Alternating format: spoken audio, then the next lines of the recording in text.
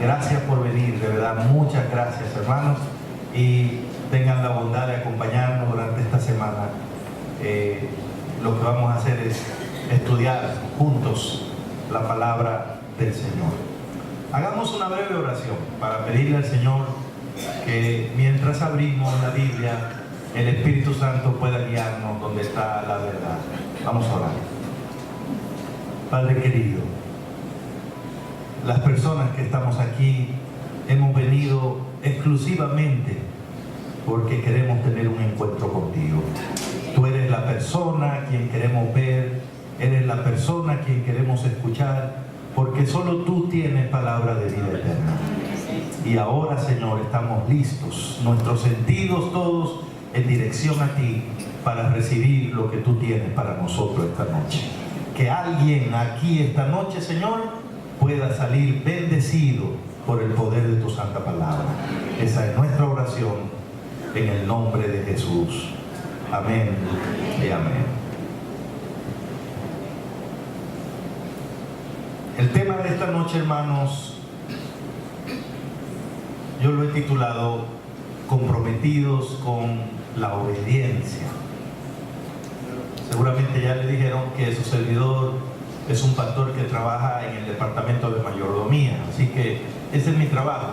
Esta semana les voy a hablar de mayordomía, pero es probable que no sea un enfoque con el que usted esté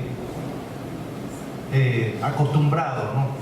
Porque quisiera que hablemos de mayordomía desde la perspectiva de Dios. Estoy convencido de que en la medida en que una persona puede entender quién es Dios, cómo actúa Dios, en esa misma medida la persona está lista para entender entonces el mensaje de la mayordomía, porque el mensaje de la mayordomía en esencia es cómo debo relacionarme con ese Dios, qué espera ese Dios de mí, cómo debo vivir delante de ese Dios. Pero a veces en la iglesia tenemos la ilusión de que la gente va a ser generosa, entusiasta, fiel con un Dios que a veces ni siquiera conoce. No sé si usted está de acuerdo con eso, pero en realidad es posible estar dentro de la iglesia de Dios y no conocer a Dios. Pero el cristianismo realmente no es estar en una iglesia. El cristianismo es tener una relación de amor con una persona que se llama Cristo, conocer a esa persona, escogerlo como su maestro y de manera intencional tratar de imitarlo en todo lo que uno hace. Eso es ser cristiano. Por supuesto, la Biblia dice que el propio Dios a las personas que están en ese proceso las trae a la iglesia. El Señor añade a la iglesia a las personas que Él va a salvar. Pero lo que nos hace cristianos no es estar en la iglesia, sino el tener esa relación con Cristo. Leyendo mi Biblia me he dado cuenta entonces que es perfectamente posible que una persona esté en la iglesia y no tenga esa relación con Dios, con Cristo. Por eso el plan de Dios es no solo que lleguemos a ser miembros de la iglesia, sino que lleguemos a ser discípulos de Cristo, ¿sí? Discípulos. Muy importante. El apóstol Pablo, cuando se llamaba Saulo, era un dirigente de la iglesia, muy importante dirigente. Y era, además de dirigente de la iglesia, era un fanático de la iglesia. Sin embargo, no conocía a Dios. Como sabemos, cuando usted lee la Biblia en el libro de Hechos, capítulo 9, encuentra a Pablo que está yendo camino a la ciudad de Damasco. ¿Cuál era su tarea? ¿Cuál era su plan en esa ciudad? Encontrar personas que eran miembros de la iglesia de Cristo, cristianos. ¿Para qué? Para encarcelarlos. Según Pablo, era un delito creer en Cristo, adorar a Cristo. Y él estaba poniendo orden en la iglesia. De nuevo, era un fanático. Consideraba que cualquiera que le dañara a su iglesia merecía realmente ser encarcelado y perseguido. Y él tenía ideas que podían ir mucho más allá de encarcelar a una persona. también sabemos por la Biblia que por lo menos él estaba sosteniendo la ropa de los que literalmente mataron a Esteban, pedrada. Así que era un fanático peligroso este hermano Saulo. Pero Hechos 9 dice que el Señor lo encontró, el Señor Jesús en persona lo encontró en camino a Damasco. Y al mediodía él fue cegado, literalmente perdió la visión por una luz que, imaginen, sobrepasó la claridad del mediodía esa luz. Y cayó ciego. Y entonces cuando cayó, ahí en esa actitud de humillación, de impotencia, él escuchó una voz que le dijo: Saulo, Saulo, ¿por qué me persigues? ¿Por qué me persigues? Ahora Saulo se dio cuenta que no estaba simplemente persiguiendo personas que creían en una religión. Al parecer, un poder mucho más grande estaba tomando esa persecución como un ataque directamente contra él y había venido a confrontar a Saulo. Pero ¿cuál fue la primera respuesta de Saulo cuando escuchó la voz? ¿Se acuerdan? Hechos 9:2. ¿Quién eres, Señor? En ese caso, la voz le contestó y le dijo: yo soy ¿quién? Jesús, a quien tú persigues. Fíjense, hermano, el nivel de identificación que Jesús tiene con su iglesia. Cuando la iglesia es perseguida, Jesús dice: a quien están persiguiendo es a mí. Por eso no importa lo que pase, hermanos, en la iglesia el Señor siempre estará aquí para defendernos. Él es el Salvador de la iglesia. No importa cuál sea el problema, nunca tiene sentido abandonar la iglesia porque hay problemas. Porque, ¿qué dice la Biblia? En el mundo tendréis aflicción. O sea, si nos vamos de la iglesia porque hay problemas, ¿dónde vamos a ir? Al mundo. Esa es la fábrica de los problemas. De ahí salimos corriendo para acá. Pero acá tenemos esperanza de que el Señor se identifica completamente con nosotros. Entonces, por esa respuesta sabemos que quien habló fue Dios. La voz era de Jesús. Pero Saulo preguntó: ¿quién eres? ¿Qué significa eso? Que Saulo no sabía de quién era la voz. Porque si usted conoce personas y usted no necesita tener los ojos abiertos para, si esa persona habla, saber el que está hablando es mi esposo, mi esposa, o mi hijo, o mi papá, o mi mamá. Pero Saulo escuchó la voz, estaba ciego, pero escuchó la voz y no sabía de quién era la voz. Con toda honestidad preguntó: ¿quién eres? Y el Señor le dijo: yo soy Jesús. ¿Se dan cuenta? Dirigente de la iglesia, fanático de la iglesia, capaz de matar gente por la iglesia, y no conocía al dueño de la iglesia. Esas cosas pueden pasar. No tenemos que ilusionarnos con la idea de porque somos miembros de una iglesia o porque estamos en una reunión de la iglesia o está pasando algo en la iglesia, eso significa que algo esté pasando conmigo. El cristianismo es una relación personal con Cristo.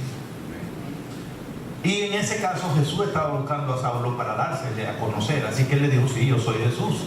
Y te voy a decir algo, Saulo. Dura cosa es ponerse a chocar contra una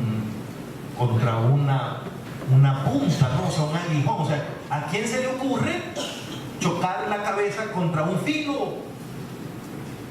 O sea, esa batalla tuya está destinada a fracasar porque tú estás chocando contra algo que es indestructible. Y entonces, cuando el Señor se les reveló, cuando Saulo se dio cuenta de quién realmente estaba persiguiendo, hermanos, de alguna manera ocurrió algo en la vida de Saulo. ¿Por qué sabemos que ocurrió algo? Porque en el verso 2 él pregunta: ¿quién eres, Señor? Pero en el verso 5 de Hechos 9, ahora vuelve a hablar Saulo. ¿Y qué es lo que dice ahora? Señor, ¿qué quieres que haga? ¡Wow! Ese fariseo que siempre creía saber lo que había que hacer, que tenía autoridad en demasía para hacerlo, ahora está humillado, ahora está por primera vez sometiéndose a un poder más grande, que reconocía más grande que él, y le pregunta al Señor: dime qué quieres. En ese momento, hermano, en ese momento, Hechos 9:5, muere Saulo y nace ¿quién? Pablo. Muere un fanático y nace un apóstol. Muere un simple seguidor de una iglesia y nace el siervo más prominente que tuvo Cristo en los primeros siglos. El apóstol más influyente, el hombre que llevó el evangelio a donde jamás había llegado antes de él, ni después de él. ¿Qué pasó, hermano, que transformó a ese hombre de un fanático a un siervo de Cristo? ¿Qué fue lo que pasó? Lo único, leyendo eso, que podemos entender es que la vida de Pablo se transformó debido a un encuentro personal que él tuvo con Dios. A veces andamos buscando en la iglesia cómo podríamos hacer para que la gente se transforme, sean más fieles, sean más dedicados, más hermanos. No importa cuántos trucos nos inventemos, cuántos programas hagamos, la Biblia es clara al decirnos que las personas son transformadas cuando tienen un encuentro personal con Dios. Conocer a Dios, esa es la vida eterna, dice San Juan, capítulo 17, verso 3. Pero es la vida eterna, que te conozcan a ti, el único Dios verdadero, y a Jesucristo, a quien has enviado. Por eso, estos días, hermano, no serán muchos, pero he pensado compartir con ustedes algunas ideas acerca de quién es Dios. Fíjense, la persona de Dios siempre ha estado envuelta en un misterio para nosotros. Somos seres humanos. ¿Cómo un ser humano puede entender a un ser que es divino? ¿Cómo un ser finito como usted y yo puede entender a un ser que es infinito? No se puede. Así que los filósofos, los teólogos han querido explicar quién es Dios y no han podido lograrlo. Es sencillamente un conocimiento que excede nuestra capacidad. Pero Dios sabe que necesitamos conocerlo, porque la vida eterna es conocer a Dios.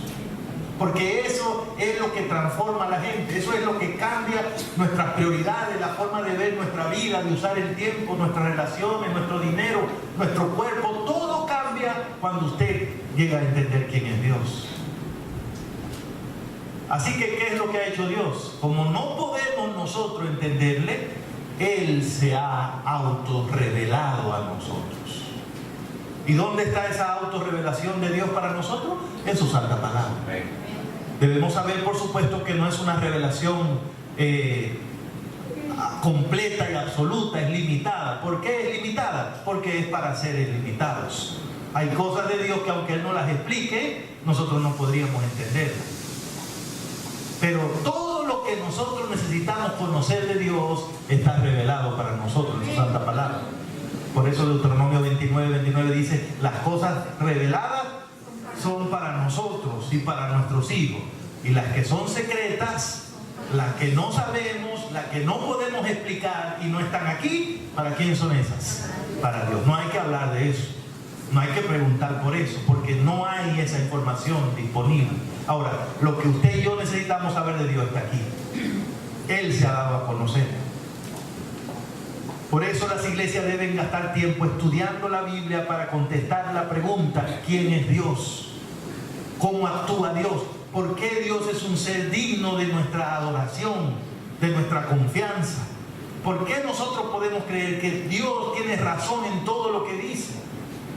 ¿Por qué podemos nosotros centrar nuestra vida en lo que la palabra de Dios dice? ¿Por qué nosotros podemos ir con nuestros vecinos, con nuestros amigos, con nuestros compañeros de trabajo y decirle: si tú crees en Cristo, tu vida va a tener significado, va a tener futuro? ¿Por qué podemos tener esa confianza?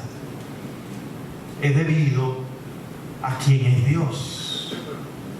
Cuando usted entiende quién es Dios, todo encuentra su lugar en el gran mundo cristiano de la Biblia. Déjenme darle un ejemplo más puntual esta noche. En uno de esos momentos de autorrevelación que el Señor ha estado con nosotros, que el Señor ha tenido con nosotros, fíjense lo que la palabra de Dios dice en este texto que escogimos para hoy, libro de Números, capítulo 23, verso 19. Interesante que en este momento quien está hablando es Balaam, un profeta que no se portó muy bien con el Señor. Pero en un momento el Señor habló por medio de Balaam y dijo cosas importantes. Y en Número 23, 19, Balaam, inspirado tomado por el Espíritu de Dios, dice algo de Dios sumamente interesante. Número 23, 19. Dios, escuche bien, Dios no es hombre. Y como no es hombre, entonces ¿qué pasa? No puede mentir. Escuche bien, Dios no miente. Dios no miente. Eso nunca va a pasar. Dios no puede, o sea, Él no puede mentir. Debido a su naturaleza, nada que salga de Dios puede ser mentira. Absolutamente nada. No es que Dios hace un esfuerzo para no mentir, no. No es que Dios se levanta y dice, hoy no voy a mentir, no. Es que Dios no miente. Cualquier cosa que Dios diga es cierta. Cualquier cosa que Él diga va a ocurrir. Por eso el texto dice, Dios no es hombre. Dios no es hombre, ni es hijo de un hombre. No es como nosotros. Tengamos cuidado al relacionarnos con Él. Tengamos cuidado al leer su palabra, al escuchar algo que Él dice, porque no es palabra como si la estuviera diciendo uno de nosotros. Entonces, como no es hombre, y como no es hijo de un hombre, y como no puede mentir, lo que Él dice, lo hace. Lo que Él promete, lo cumple. Hermanos, si nosotros le hiciéramos caso a lo que dice ese texto solo de la Biblia tiene el potencial para cambiar nuestra vida de una manera muy positiva. Entender eso. O sea, hermanos, hay una cosa que Dios nunca va a hacer. Dios no puede mentir. Él no puede.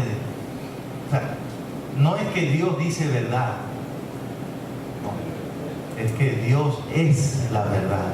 O sea, ¿qué es verdad? Cualquier cosa que diga Dios. Escuche bien, cualquier cosa que Dios diga es verdad. ¿Qué significa eso? Que cuando nosotros estamos frente a algo que podemos denominar palabra de Dios, podemos arriesgarlo todo apoyados en esa palabra. Si Dios no miente, la pregunta es, ¿cuál debería ser nuestra actitud frente a su palabra? Obviamente que cuando Dios habla, si todo lo que dice se hace y se cumple, la única prerrogativa que deberíamos tener frente a su palabra, ¿cuál es, hermano? Obedecer. Así que la sabiduría debería definirse de esta forma. Ser sabio es hacer todo lo que Dios dice. Eso es ser sabio. Ser sabio es ir en la dirección en que Dios dice que debemos ir. Y ser tontos, ser estúpido, es ir en contra de la voluntad de Dios. Es ir en contra de la voluntad de Dios. Usted ha leído ese texto en Mateo 7 que dice, ancho es el camino, espacioso, que lleva a la perdición. ¿Cuántos hay en él? Muchos. Y luego, ¿cómo es el otro camino? Angosto, estrecho. ¿Lleva a dónde? A la vida. ¿Se han preguntado ustedes por qué el camino que lleva a la vida es angosto, es estrecho? ¿Qué quiere decir? ¿Que es un caminito difícil, pesado? No, no, no. Es muy bueno de caminar. Y es muy cómodo.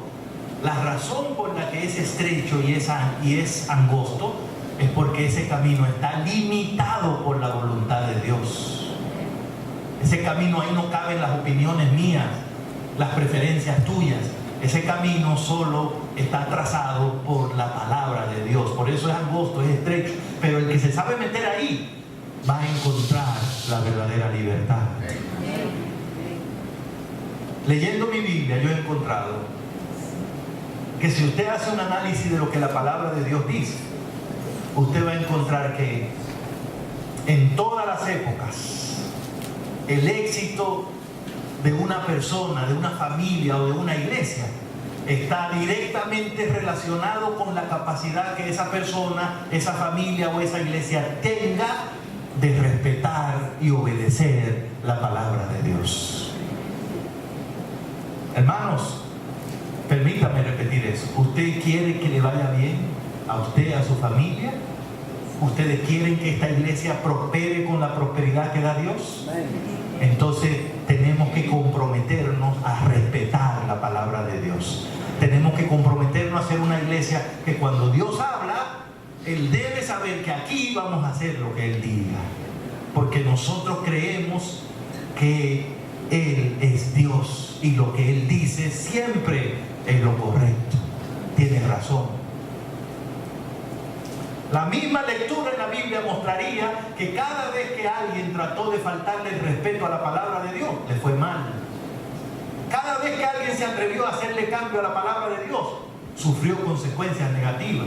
Es una constante en la Biblia, Dios enseñando a sus hijos. ¿Quieren relacionarse conmigo? Tengan cuidado entonces cuando yo hablo. Yo soy Dios, mi palabra no puede caer. Mi palabra no puede tomarse de relajo. Dios no da sugerencias. Dios no está aquí. Cuando Dios habla, cuando nosotros nos reunimos y nos sentamos a oír la palabra de Dios, alguien se para aquí a presentar la palabra de Dios, no es una sugerencia que Dios está dando. Dios no viene como uno de nosotros al culto a decir algo y a preguntarnos ¿qué les parece? ¿Les parece bien? No, Dios está diciendo lo que hay que hacer. Y ser cristiano es desarrollar el hábito de hacer lo que Dios dice, creerle a Dios. Hermano, lo más poderoso que hay en el universo es la palabra de Dios. El salmista, Salmo 33:6 dice que por la palabra de Dios fueron hechos ¿qué? Los cielos. ¿Es poderosa la palabra de Dios? O sea, todo lo que usted está viendo fue hecho por la palabra de Dios.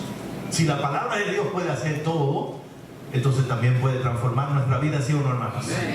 Puede ayudarnos a tener una familia victoriosa, ¿sí o no, hermanos? Puede servir para guiar una iglesia, ¿sí o no, hermanos? Claro que sí.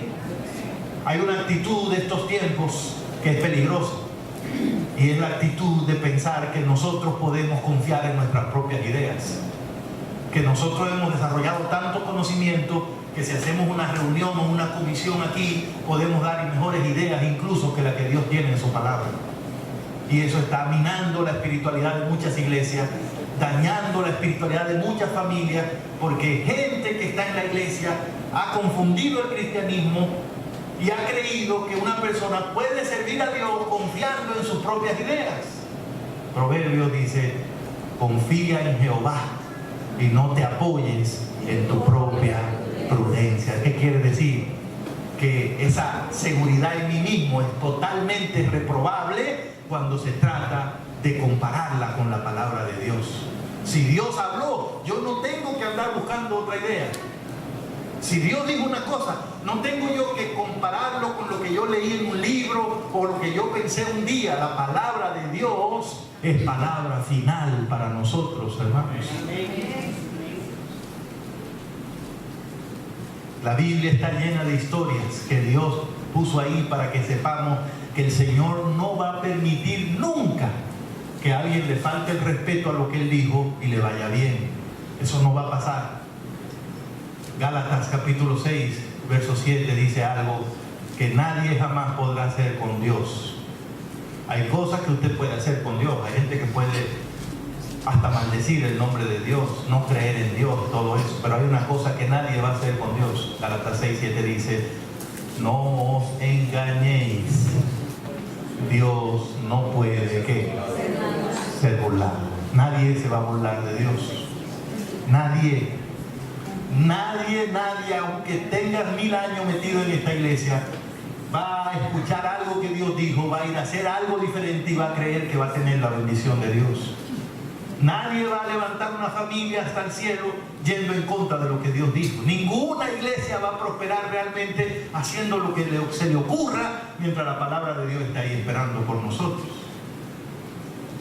De las historias que hay en la Biblia, una de las que me llama más la atención es un relato que está en el libro segundo de Samuel, el capítulo 5, el capítulo 6 de ese libro. Ustedes después pueden leerlo como referencia en sus casas. Pero ¿qué fue básicamente lo que pasó? Permítanme rápido contárselo.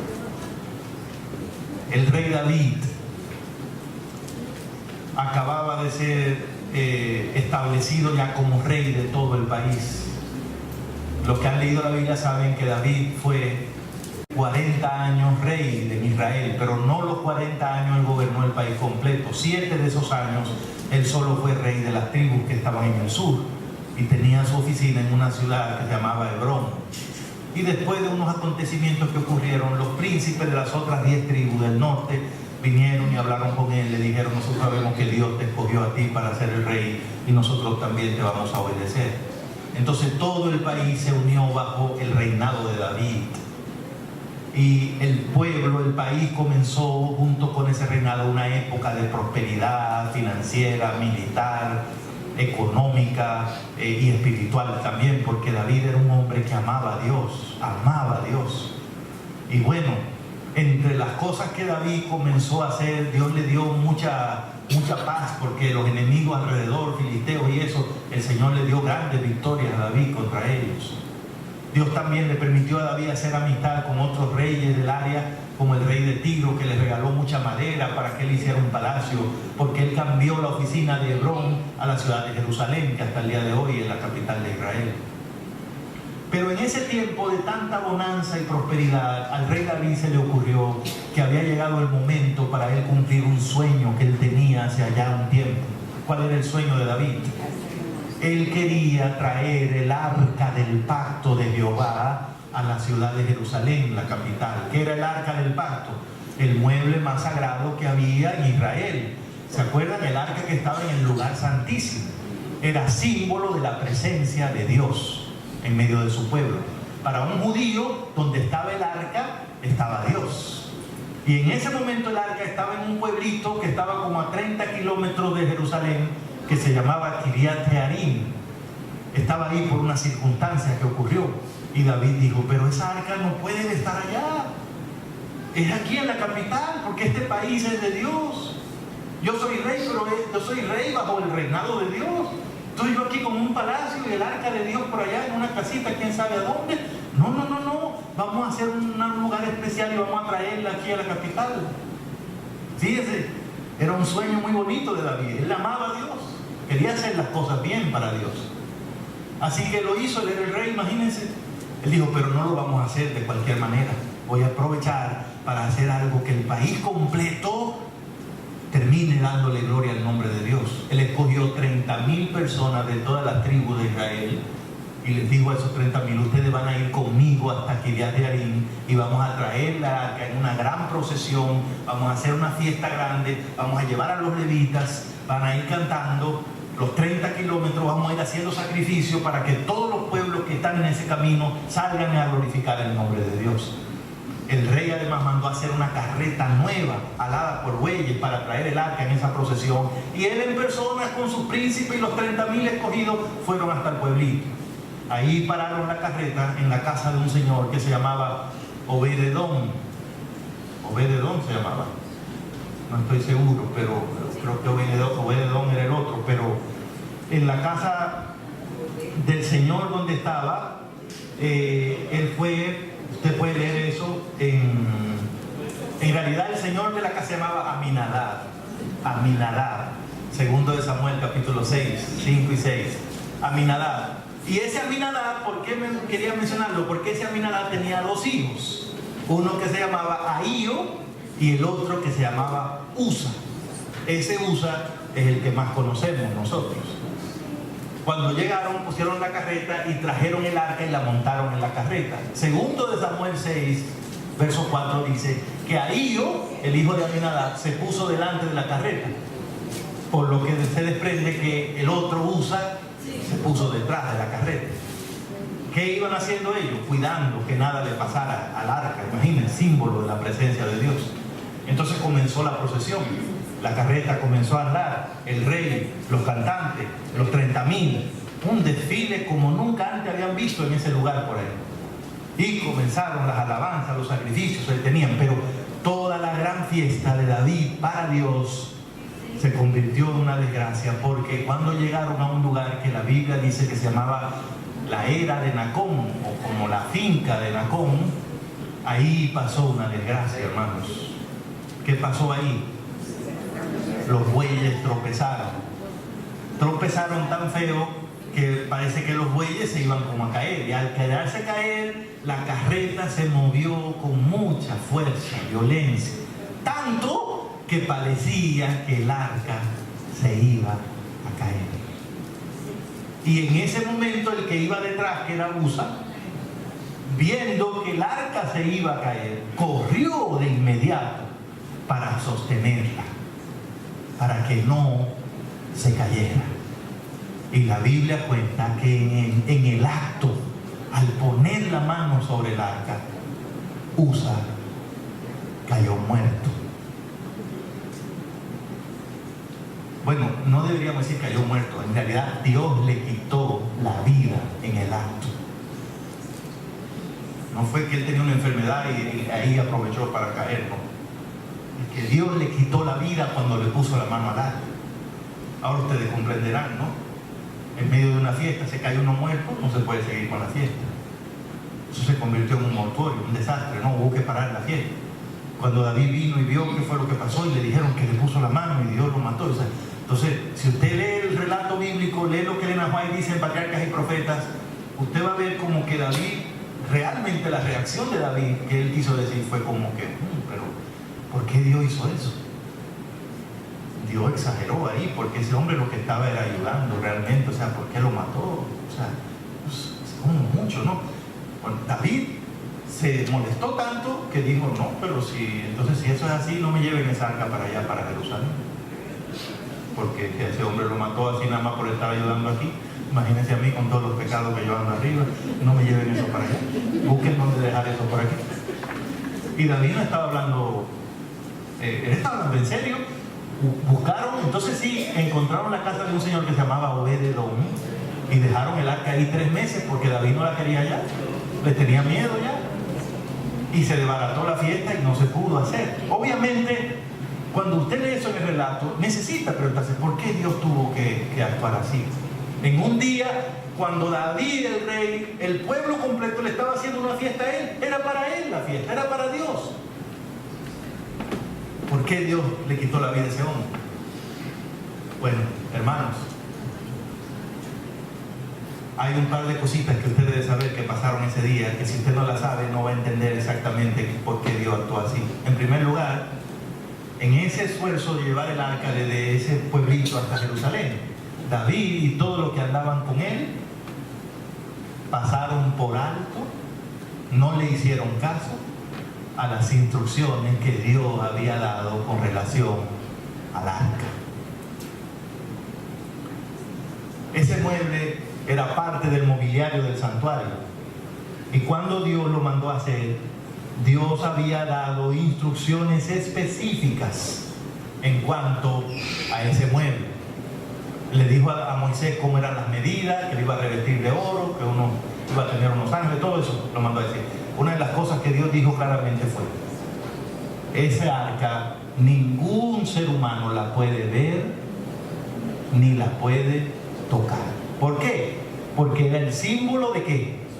Presencia. O sea, era como el símbolo de Dios. Ningún ser humano puede ver a Dios y vivir. Ningún ser humano puede tocar a Dios con sus pecados. El arca no se podía mirar, no se podía tocar. El que la miraba moría, el que la tocaba moría. ¿Palabra de quién? De Dios. Y eso incluía a los sacerdotes. Solamente el sumo sacerdote la podía ver. Y no todos los días. Una vez al año entraba ahí al lugar santísimo. Después nadie más se atrevía a mover esa cortina para ver cómo era eso ahí. O si lo hacía, moría. Por eso el sumo sacerdote entraba con un vestido lleno de campanitas. Por si acaso se moría ahí adentro, si hizo algo malo y había que sacarlo, las campanitas dejaban de sonar y entonces ya sabían que había muerto y no entraban a buscarlo, también entraban con una cuerda para poder alarlo desde ahí. Tal vez alguien dice, pero ¿por qué tanto?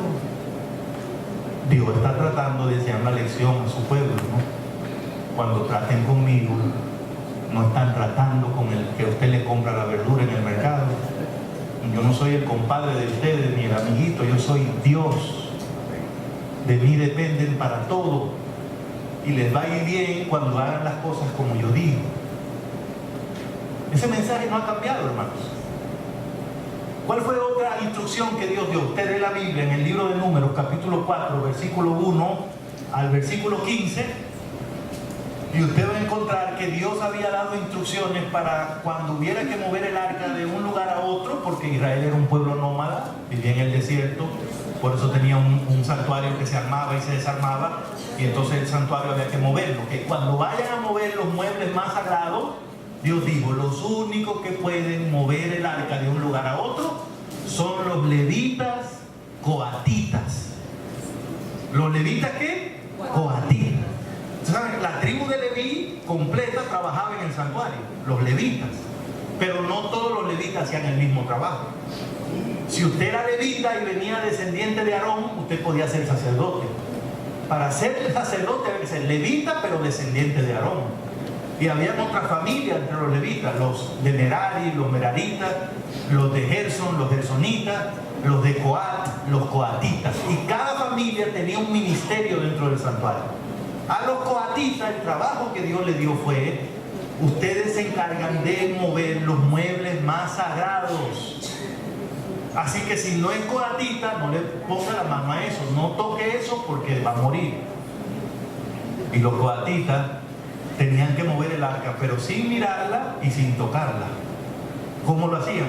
Cuando usted va al libro de Éxodo, capítulo 25, te va a encontrar que Dios le explicó a Moisés cómo hacer el arca. Y entre las instrucciones que le dio, le dijo, cuando tú hagas el arca, al final quiero que le pongas 4 argollas grandes en sus 4 esquinas. Y vas a hacer unas varas también de madera. Cuando las haga, entonces mete las varas por las argollas. Entonces cuando Dios decía, recojan el campamento, van para otro lugar, había que mover el arca. El sumo sacerdote entraba al lugar santísimo, cubría el arca con unos paños especiales que había para eso. Entonces así ya no la veían cuando venían a moverla. Y los coatitas no le ponían la mano al arca, sino ¿a qué? A las varas. Y así la transportaban. Usted debe saber que Dios también había dicho en número 7 que si iban a mover esa arca, nunca debían subirla en una carreta alada por bueyes. El arca tenía que ser llevada en los hombros de los coatitas. ¿Era palabra de quién? De Dios. Y cuando usted ve la fiesta que le hizo David a Dios, usted se da cuenta que David tenía una buena intención. David era un hermano bueno en cantidad, quería hacer cosas bonitas para Dios, pero tuvo un solo problema. ¿Cuál fue? No se ocupó de averiguar qué dice Dios, cómo dice Dios que hay que hacer las cosas.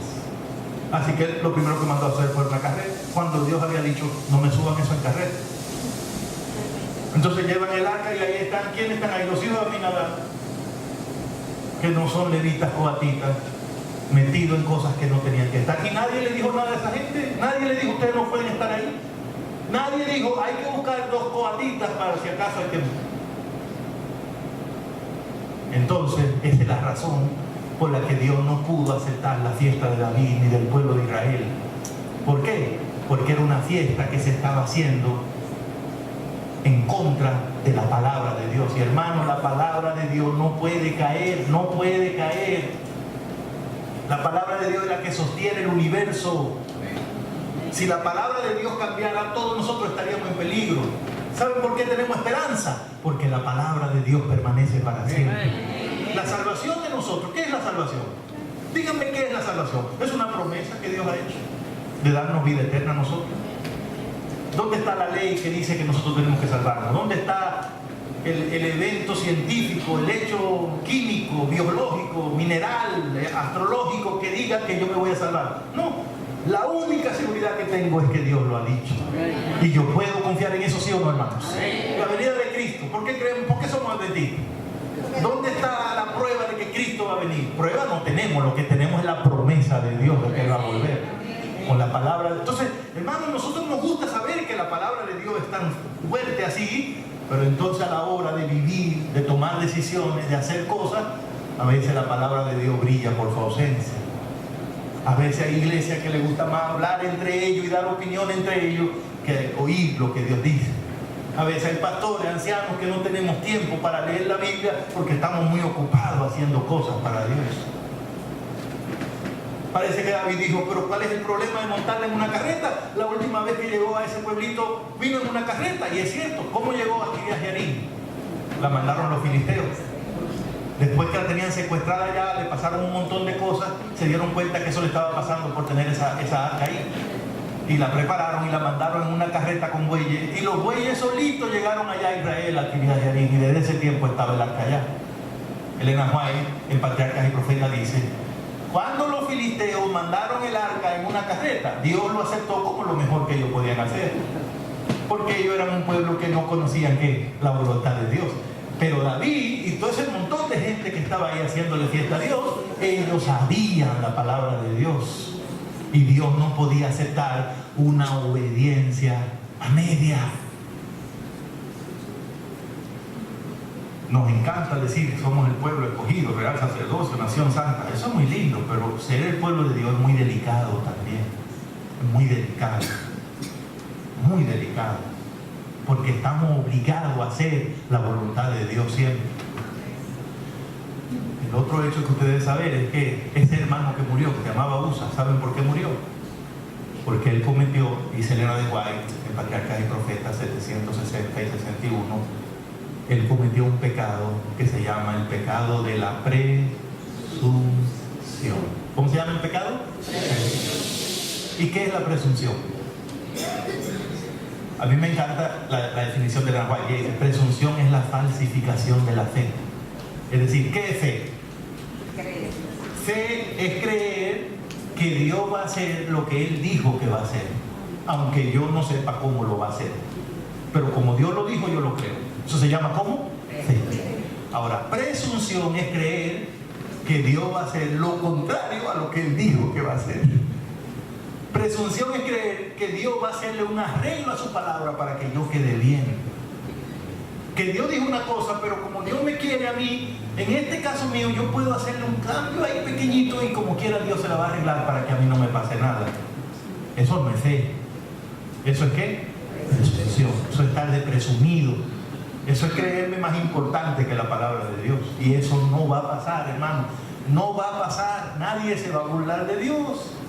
A nadie le va a ir bien faltándole el respeto a la palabra de Dios. Eso no va a pasar.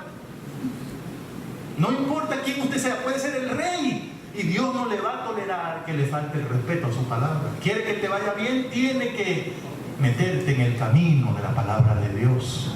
Jesús lo dijo: yo soy ¿qué? El camino. ¿Qué más?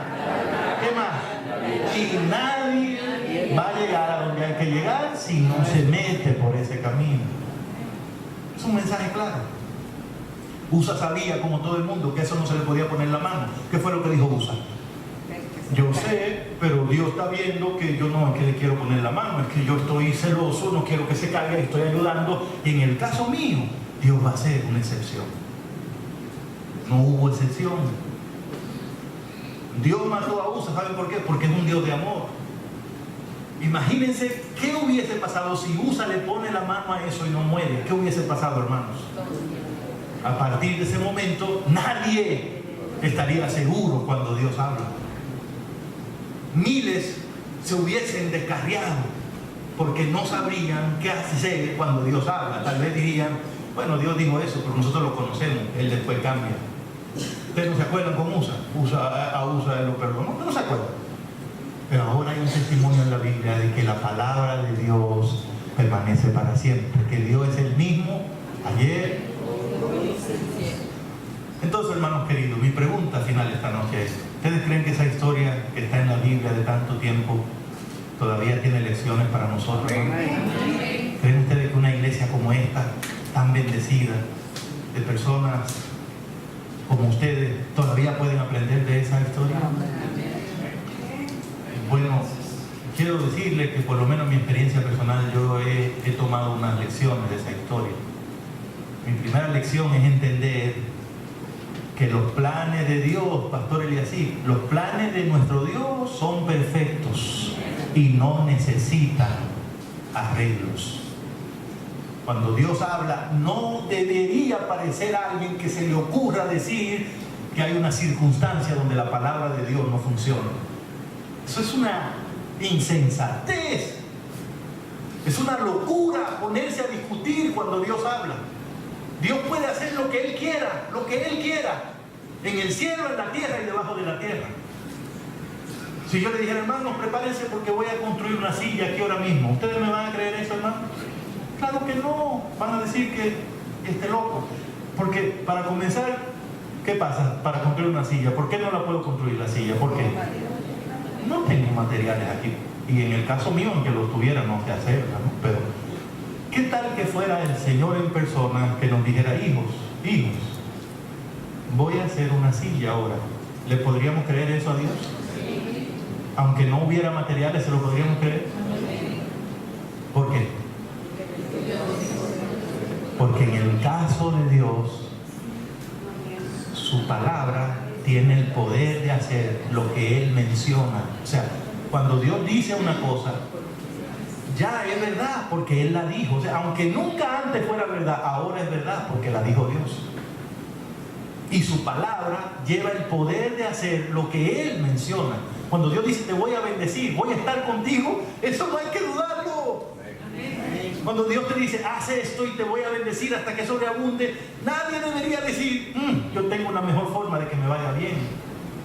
Por eso pienso que problemas que hay con el mensaje de la mayordomía, en realidad no es con el mensaje de la mayordomía, se trata de personas que no saben quién es Dios.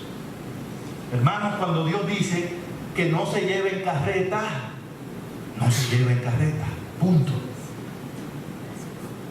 En el hombro, Él dijo en el hombro. Y miren, hermano, ¿es más cómodo o no es más cómodo llevarlo en carreta? ¿Es cómodo? Seamos honestos. Es más fácil y es mejor. Es más, si yo fuera Dios lo pusiera en carreta. Pero yo no soy Dios, ni usted tampoco, no la puedo poner en carreta. Aquí nos toca andar con ella en el hombro hasta que Él diga. ¿Saben por qué? Porque nuestra salvación depende de la palabra de Dios. Cuando Dios dice que no se toca, no se toca. Aunque usted crea que se va a caer, debería pensar que Dios es poderoso para levantar lo que Él quiera levantar. Esa es la lección. Una lección que tristemente todavía hay personas en la iglesia que no la hemos aprendido. Miles de años después de lo que le pasó a Usa, hay gente en la iglesia que sigue oyendo lo que Dios dice y haciendo otra cosa. Hay personas, Dios ha dado claramente cuál es el día de reposo, el sábado. Y hay gente que no guarda ninguno, guarda el domingo, guarda el viernes, pero Dios habló claro y dijo cuál es. Del sábado Dios dijo cuándo comienza y cuándo termina. ¿Cuándo dijo Él? Puesta de sol.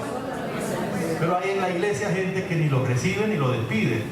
Es lo mismo, no hay fronteras, no comienza ni termina. Pero Dios habló, no significa que no haya. Dios dijo que en esas horas no deberíamos hablar nuestras cosas, hacer nuestros negocios ni nuestras cosas. ¿Dios lo dijo o no lo dijo, hermano? Palabra de Dios. Y hay gente que agarra el sábado para lo que quiera. Pero eso no significa que la palabra de Dios no esté ahí. Y la historia de Usa también está ahí para que sepamos cómo le va a ir a aquellos que creen que le pueden faltar el respeto a la palabra de Dios. Como pastor que he trabajado en esto de la mayordomía, yo he visto este punto también. Dios ha dicho, hijos, yo soy el que le doy a ustedes todo. Quiero que nunca olviden eso, que dependen de mí. Y para que lo recuerden, quiero que de todo lo que yo les doy, la 10ª parte lo devuelvan, es el diezmo. El diezmo no es un asunto que la iglesia pide, es un asunto que Dios pide, porque la iglesia no tiene derecho a pedir diezmo, pero Dios sí tiene derecho sobre nosotros. Y Él lo pide, la 10ª parte. Porque no es que el diezmo es la parte de Dios, la parte de Dios es el 100%. La 10ª es una parte que Él apartó para un uso sagrado. Sin embargo, en la iglesia hay gente que no devuelve el diezmo. Pero Dios dijo que lo hagamos, pero hay gente que no lo hace. Dios dijo que el diezmo se trae al alfolí, hay gente que lo toma y se pone a usarlo en otra cosa. ¿De qué estamos hablando aquí? De personas que han llegado a un punto que creen que le pueden hacer arreglo a la palabra de Dios y suponen que les va a ir bien. Incluso creen que la iglesia estaría mejor si se hace como ellos dicen.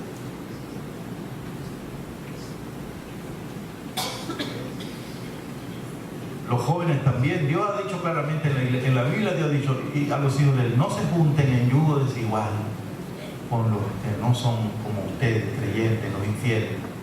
En la iglesia hay gente que se mete en eso, se casa con gente que no es creyente, se mete en negocio con gente que no es creyente y creen que en el camino Dios lo va a arreglar todo.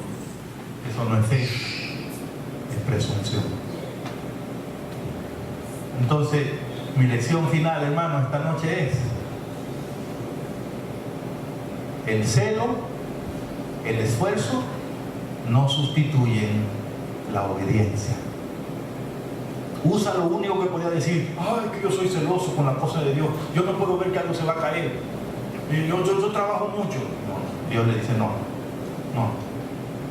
la obediencia va primero. Hermanos, Dios no nos trajo a la iglesia para que hagamos cosas para Él. Dios nos trajo a la iglesia porque Él está haciendo una cosa en nosotros, dándonos vida eterna en Cristo Jesús. Así que, en realidad, permítanme decirlo, hay que decirlo con cariño, pero hay que decirlo. En realidad, Dios no nos necesita a nosotros. Yo no sé si usted cree que Dios lo necesitaba. O sea, Dios no me necesita a mí. ¿Cómo para qué? ¿Cómo para qué? ¿Cómo qué sería lo que yo le puedo aportar a Dios? ¿Cuál es la idea que yo le puedo dar? ¿Cómo qué? No. Dios no nos necesita. Dios cuenta con nosotros, pero no nos necesita. Por lo tanto, Él no quiere que estemos tan apurados por hacer cosas que se nos olvide hacer las cosas como Él dice. Porque al final, todo lo que ocurre aquí se lo debemos a la gracia de Dios. Así que lo que nos conviene es obedecer. Ante este mensaje, hermano, ¿qué le vamos a contestar a Dios? Si Dios es tan seguro así, si a la palabra de Dios se lo podemos arriesgar todo, si yo no tengo que temer cuando Dios habla, ¿cuál debería ser nuestra respuesta para Dios esta noche? A mí me parece que deberíamos hacer el compromiso de respetar la palabra de Dios, de obedecerla. Y yo te invito a que lo hagas como persona.